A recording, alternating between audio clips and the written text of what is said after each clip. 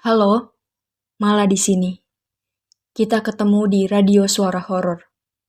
Cerita kali ini cerita aku pribadi, waktu mendaki ke salah satu gunung di Bandung, Jawa Barat.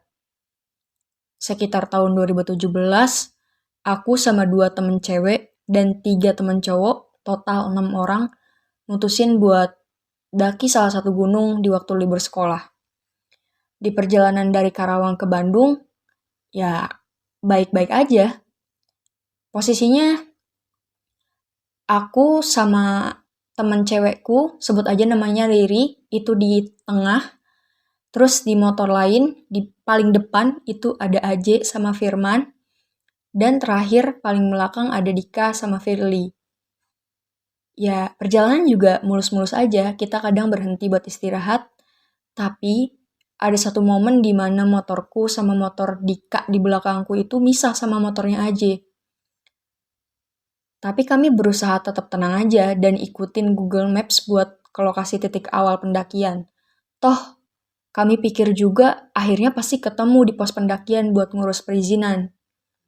Kami ikutin terus apa yang Google bilang. Tapi anehnya, berakhir di jalan yang kurang bagus. Kayak jalan yang jarang dilewatin orang.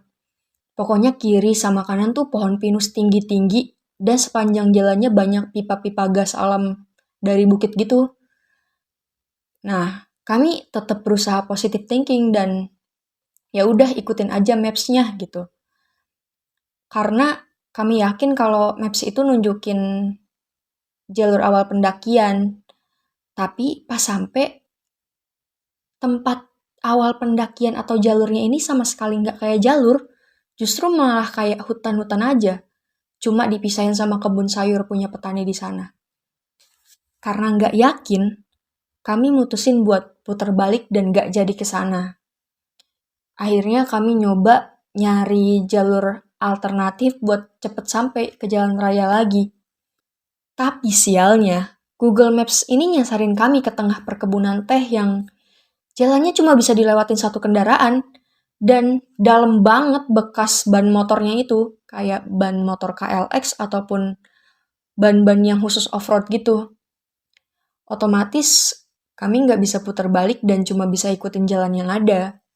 Puncaknya, kami nemu tebing yang cukup curam, bahkan harus nurunin carrier yang kami bawa di motor karena saking curam dan sesempit itu jalannya. Aku yang bawa motor tentu harus bisa ngegas dan nurunin tebing itu. Kalian bayangin aja, tebing yang cukup menanjak dan curam, terus di bawahnya ada sungai yang dangkal tapi banyak batunya. Kami harus turun dan masuk ke sungai itu biar bisa nemu jalan aspal lagi. Cuma yang bikin heran, tiba-tiba entah dari mana motornya aja sama Firman datang pas kami beres turun. Padahal nggak ada satupun yang ngehubungin mereka. Aku pikir, ya itu keberuntungan dan ya udah insting aja buat saling nyari karena mungkin Aji sama Firman sadar kalau oh ternyata aku, Riri, Dika sama Firly nggak ada di belakang mereka. Gitu. Nah, akhirnya kami lanjut ke pos pendakian bareng-bareng. Yang harusnya bisa sampai siang, karena kami nyasar tadi, kami sampai jam setengah 5 sore di pos pendakian. Nah, di pos ya seperti biasa, kami parkirin motor, bayar perizinan, sekaligus dikasih arahan sama penjaga pos yang memang orang sana asli lah. Karena kami tetap berpikir positif dari semua hal yang udah dilewatin, kami mutusin naik buat ke gunung itu jam 5 sore. Dan kemagriban di jalur pendakian. Awalnya semuanya baik-baik aja, normal, sering berhenti-berhenti karena emang jalurnya nanjak dan agak berdebu, jadi licin lah kalau kena sepatu. Alhasil kami sering berhenti karena capek dong. Di tengah-tengah pendakian, Firman ini kayaknya mulai sakit. Staminanya udah nggak sefit pas awal naik gitu, jadi sering berhenti banget.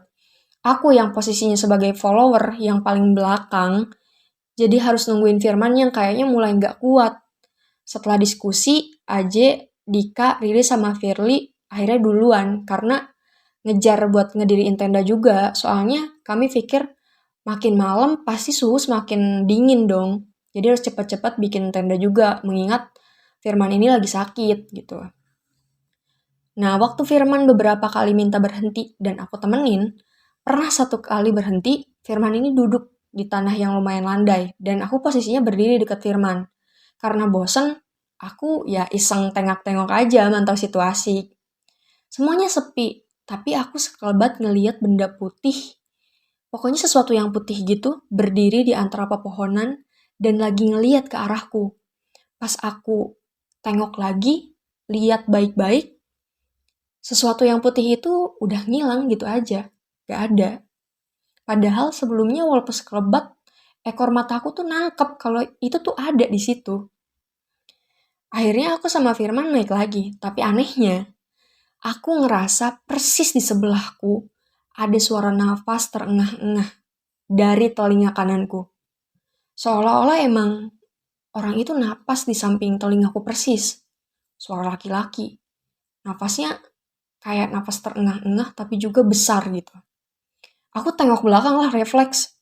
Gak ada siapa-siapa. Kosong. Dan emang malam itu kami pendaki terakhir yang belum sampai puncak.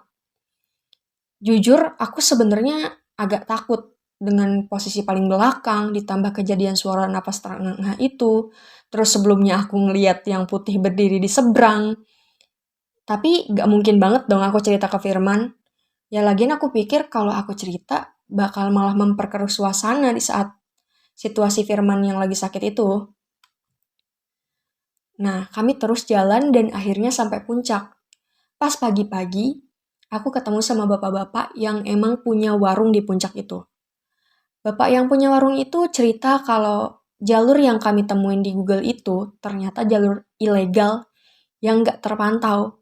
Dan di sana sering banget ditemuin macan berkeliaran, makanya pendaki dilarang banget lewat sana. Untung kita nggak lewat sana ya. Gimana menurut kalian? Jangan lupa like, komen, dan share cerita ini ke teman-teman kalian. Kita ketemu lagi nanti. Bye-bye.